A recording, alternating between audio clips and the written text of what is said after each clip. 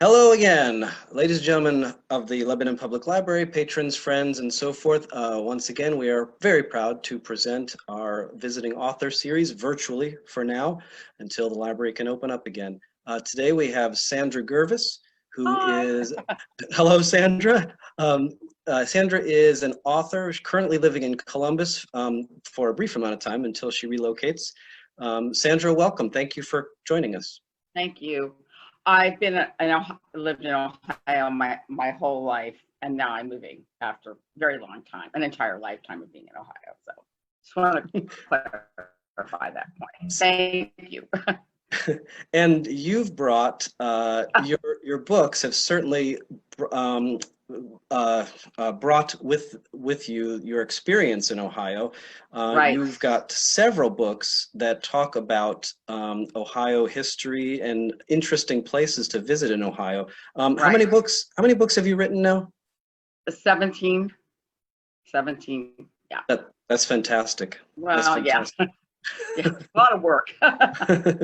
Well, we talked briefly before. We were talking about some of the things that you focus in on your book. One of the books that I thought was interesting, you've got a book on Ohio curiosities. Right. You've got a book on the strangest museums. America's that's real. I think it's out of print, but yeah. Okay. Well, America's Strangest Museums. Yes.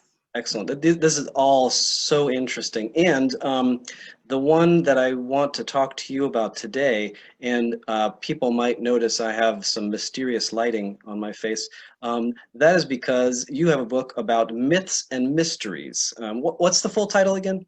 Myths and Mysteries of Ohio. Right, right. And we started talking a little bit. Can you tell us some of the myths and mysteries that some Lebanon folks might be familiar with? Okay. Yeah, I did. It was 13 chapters. And I have a new book I'd like to talk about after this. Excellent. Okay. But I have 13 chapters, and one of them is the Golden Lamb in Lebanon. And so it's one of the most fascinating places in Ohio. It's the oldest inn continuously operating in. It was a place to be back in the late 1800s. It was like the crossroads of America. Mark Twain stayed there. I believe some royalties stayed there and complained about it. I can't remember. Everything's packed away. All my books are packed away. It's just, anyway. So we're going to rely on my memory, so don't, please give me some leeway here. We will. We will absolutely Okay, give you thank some you. leeway on Because this. otherwise, I normally would say, well, I'd look in the book and say, anyway. So the Golden Lamb, and so I went to Lebanon. I probably have been there maybe when I was a kid, but I went there for the first time that I can remember. And it was really a cool town. I really liked it a lot. I loved the architecture. Everyone was very friendly. There was a sophistication about it, even though it was a small town. And I really liked the Golden Lamb because just every floor was different. There was a lot to read on the walls, and it was very much Ohio history of the mid 1800s. Each room has a history, and I just learned so much interesting stuff that we just forget. And if you want to, you go there, you can go there and just especially right now with the pandemic, it would be a great place to go, just to take in something different and just to get away and learn a little bit about history. And so I spent the night there, and I've had weird stuff happen, but I'm not a ghost hunter, and I don't have that machine. You know what that machine they have? Right, right. Some sort of I don't have ectoplasm thing or something. Yeah. I don't have that. But I was spending the night there, and I was woken up at 4 o'clock in the morning by what I thought was somebody dragging furniture across the room. And I woke up, I thought, we're 1:30 in the morning. I thought, why are they rearranging furniture at 1:30? And I turned around and went to sleep.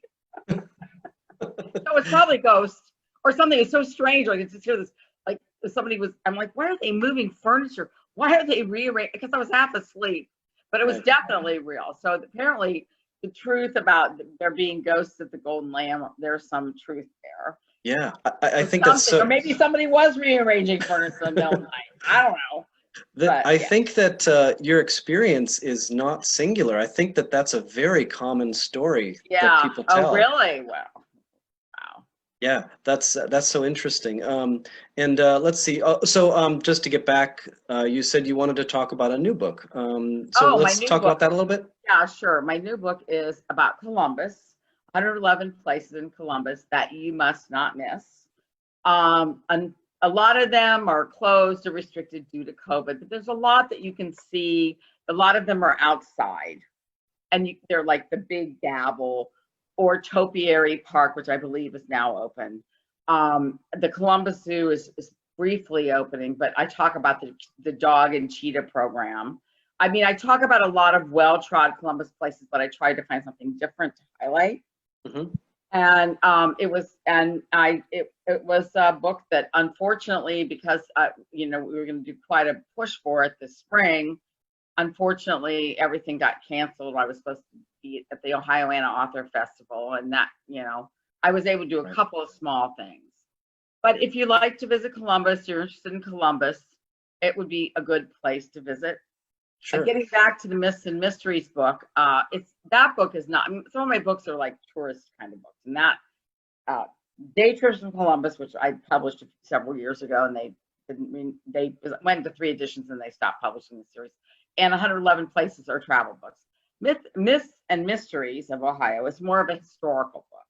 I really Right. examine these 13 places. I mean, not the Golden Lamb, uh, the Mummy of Sabina, which is one of my favorites. And right now, his name is not. My brain is like, no, we're gonna just Oh, torment you a little bit. well, So you can't well, remember. can we Eugene the Mummy. Yes. can we talk about that a little bit? Is that Oh, he's one of my favorites. I mean, the Golden Lamb was great, but Eugene is like so cool. yeah. So in Sabina, and it was so funny because I went there too. I mean, I went to all of these places. I talked to people. I tried to get to the grassroots. So I went to Sabina, if that's how they pronounce it. And I met with these people who did not want to be quoted. And I'm like, okay, that's fine. And so here's the deal with Eugene in the 1930s, the late 1920s. He was a very well-dressed African American man who was like walking through Sabina, because people back then, they would be displaced and they would just like wander till they found, which is hard for us to understand Right, right. what they did. It didn't matter anyway. So he went through there, and they noticed him because he's a very well dressed person. Looks like he came from Cincinnati or whatever. And the next day, a farmer found him resting against a post, and he was dead. He had passed away. Wow. So yeah, so that was when embalming was just starting. And so the funeral home thought, well, we'll embalm this guy and see if somebody knows him and put him on display. That's even weirder, okay? Yeah. And that's what they did. And he turned into this huge attraction that, they never found his family, but it became an event in the 1940s that people would get in their cars, they drive to Sabina because he was on display in this little house. And it became a thing where kids would try to steal him or take a piece of hair. He got kidnapped. He went up to Ohio State. Wow. I mean, the fraternity kidnapped him and took him up to Ohio State, and they had to bring him back, and they would call him New Year's Eve. And is Eugene there? And they finally buried him in the 1960s. So they Wow. got their money's worth, but they never found out who he was or who his family was. And they named him Eugene because, I don't know, there's a piece of address in his pocket said Eugene Street or something. I don't remember the specifics of it. Wow. Wow. So is there something in Sabina that like a plaque or something that Yeah, commemorates this? yeah, it's in my book. There's a little house at I think it's the Rutherford, I'm not sure, funeral home. They had a Huh. little house. It's a picture in my book. And then there's a plaque where he's buried. And they Wow. actually, I think, messed up his death date too. They made a mistake. That is a crazy story. It's great. Yeah, I it's mean, one of my favorites. it starts crazy and then it gets crazier. I know it does. It's so funny. Can you imagine? And I think that's where they have, Steve, they have that restaurant that Made Right. Does that sound right? Where they I'm have not sure. the meat sandwiches. and the gum on the wall.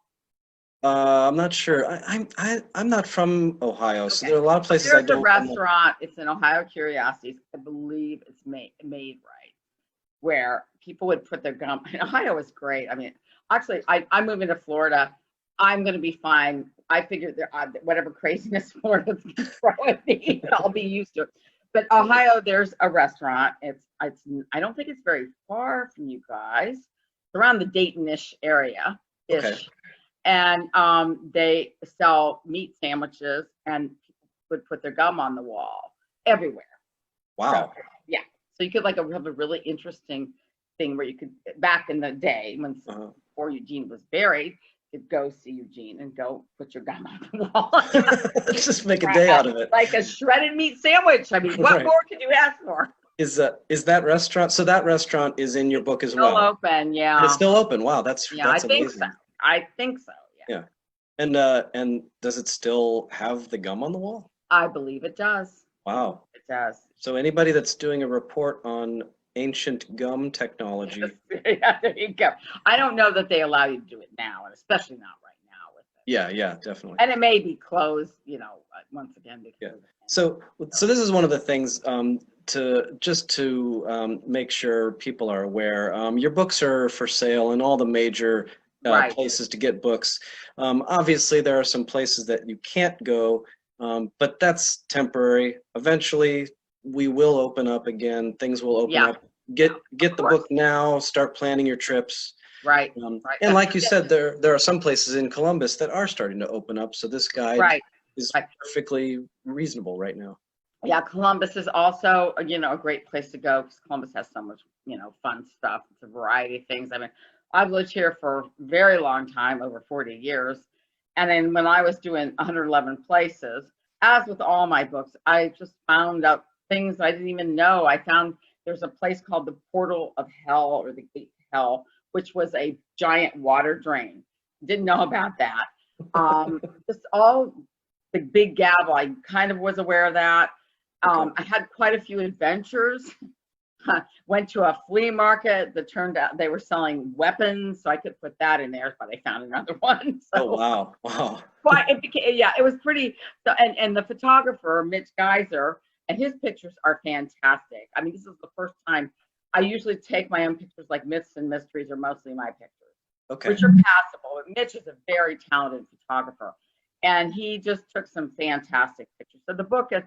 I mean, that book, I can't even keep, when I take it with me, people just love it. So hopefully, people will continue to love it. That's fantastic. Yeah. I want to ask you, what got you started on writing?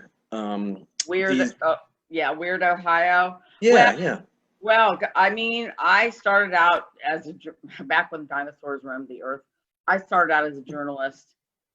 Basically, I mean, I went to college, got a degree. Basically self-taught, worked for a magazine owned by Ohio Electric Cooperatives called Country Living.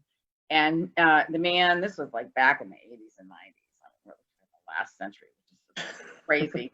The man that I worked for would send me to all these museums, and I thought, oh, this makes, there's not that many in Ohio. There's got to be more.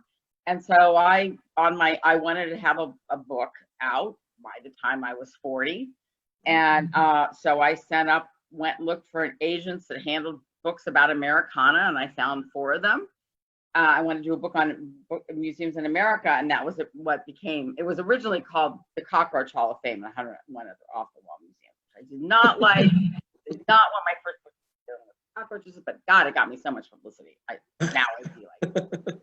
But that was back in the day when you did not publish your own book.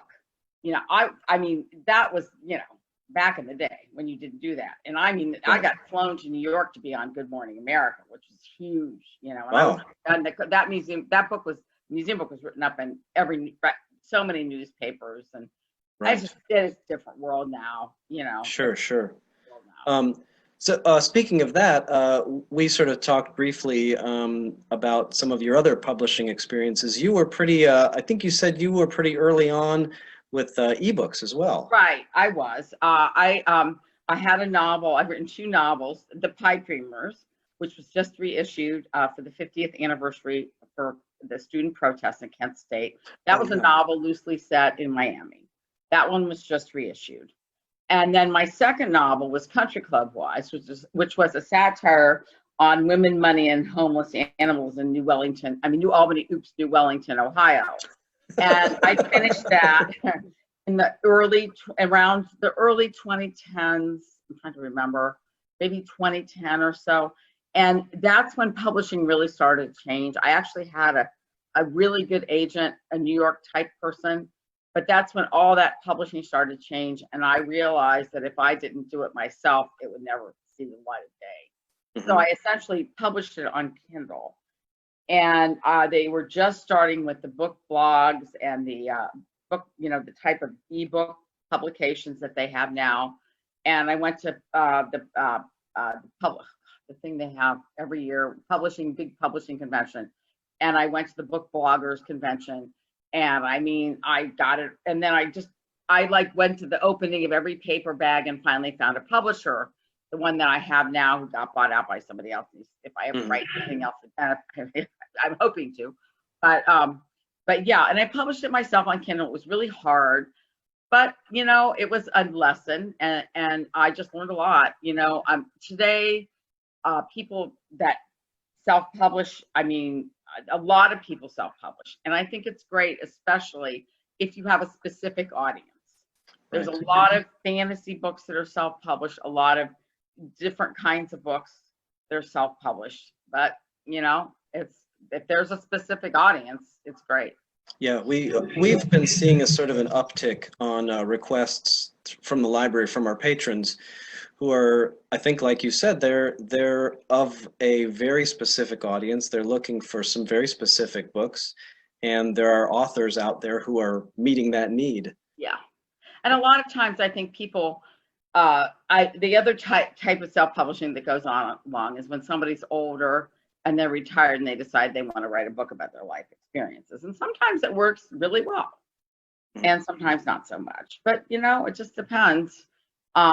If you write a book and you feel like you've recorded your life's history and your family and friends can enjoy it, I think that's great. And some people have really taken off. There's been a couple of people that have. Sure. And I think those books are interesting too, because from a genealogical standpoint, that could be really important for someone 50, 100 years later. If they could read it. Yeah, what's really killing me now is because I am moving to another state. I have to purge all. I had a bunch of books about writing and a bunch of books about the 1960s and 70s that I had in bags set aside for a library, and they couldn't take it. Oh, that's I had to go to my friend and I had to go to half-price books. We had to break up the collections. Oh. And the guy said, "Oh, these are such great books about the 60s." And I'm like, "Yeah, I know. I wish I could have given them, because of this pandemic. You can't do it. You can't." Yeah. And then I found a box in the back storage area with a bunch of stuff from the 1960s, a big suitcase full of stuff. And I'm thinking, "Oh no." Wow. Because I don't have the room. I don't have any place. I emailed the guy at the Ohio Historical Society. I said, just quarantine it for a year or put it in a dry place.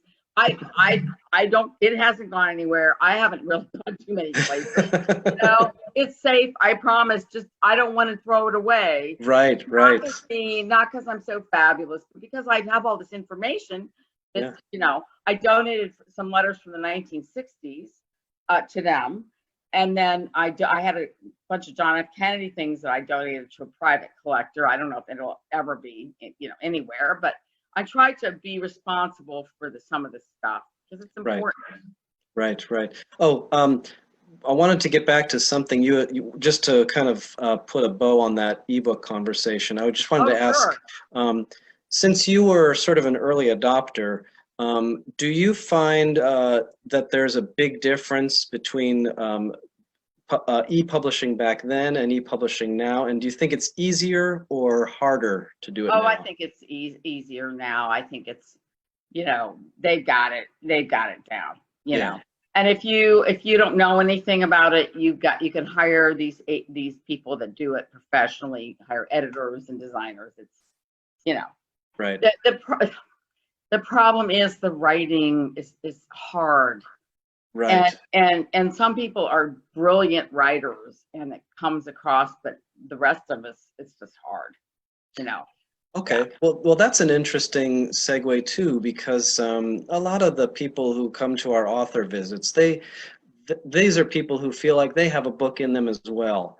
Right. And I always try to get our authors to maybe talk about the craft or what they do, best practices and so forth. It's encouraging to hear you say that that you maybe it doesn't come as easy to you or whatever. Do you have any words of advice to people who might think they have a book in them?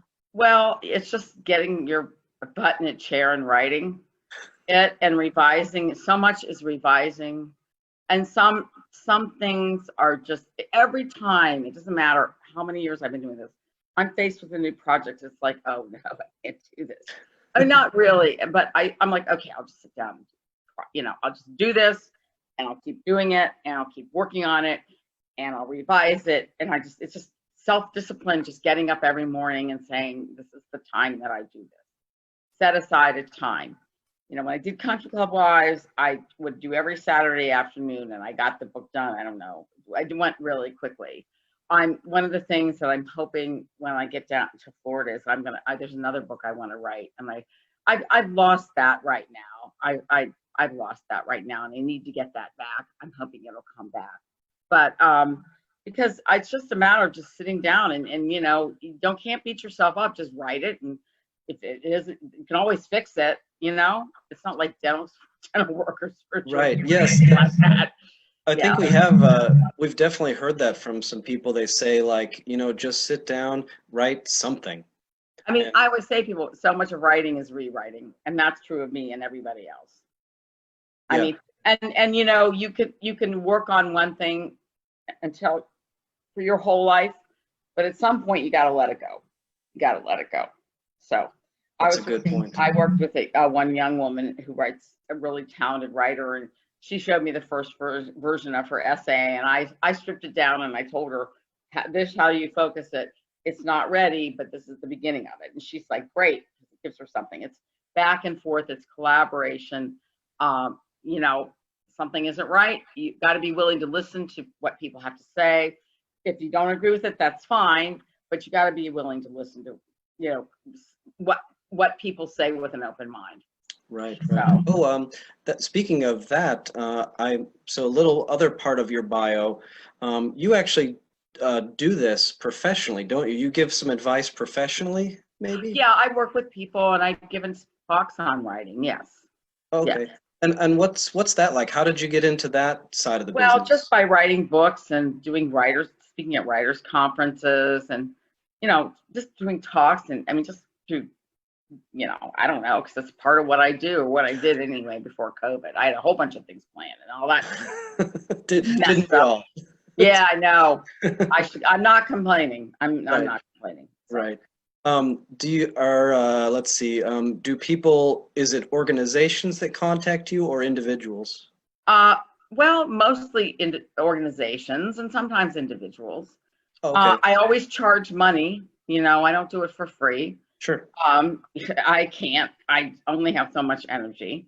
Well, you're a professional writer. Yeah, I know. Sometimes people don't. Sometimes people. Hey, Sandra, I have this great project. I would. You can have the privilege of editing it, and I'm like, okay. Right. Here's the bill. Yeah. No, this is your job. Yeah, my job. Yeah. Yeah, it is. It is.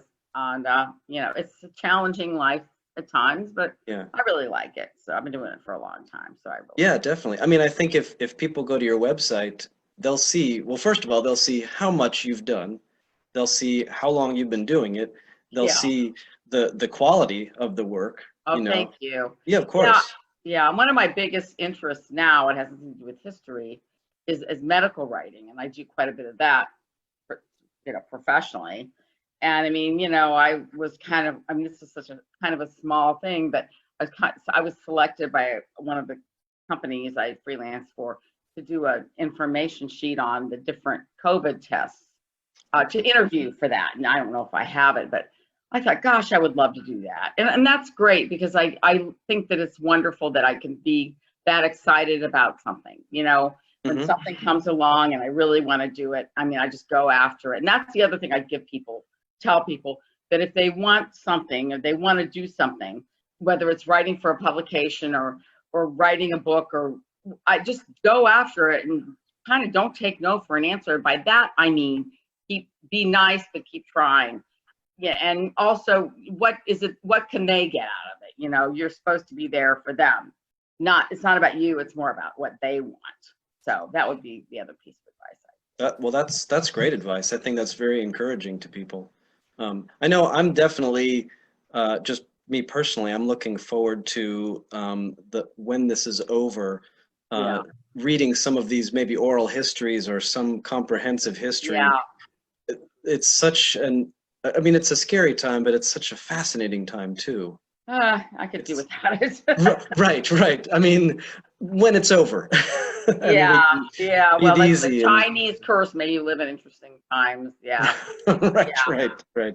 I mean, the thing that I guess really shocks me in the pandemic is something that has happened before. And, you know, and then the other thing that's kind of shocked me is the social unrest, which, from the 60s, the 50th anniversary, we're doing stuff at the 50th anniversary of Kent State. And I thought, well, were we ever going to, I couldn't imagine that coming back. And now it's a different topic, but it's Right. just like it was back then, just Yeah. like it was in many ways.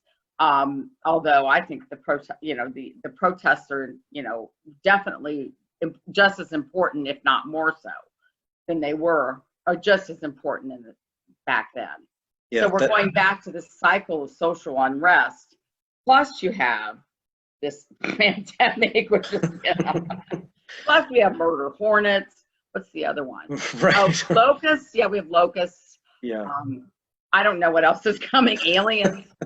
I think there are. Never mind. I'm gonna stop right now. Right. Right. I'm not going there.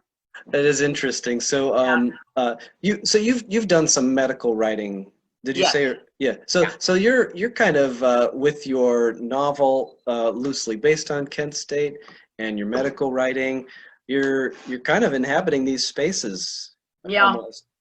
Yeah, but I like it that way. I Yeah. don't like stagnation, Right. and that's that's why I'm moving, because I feel kind of stagnant.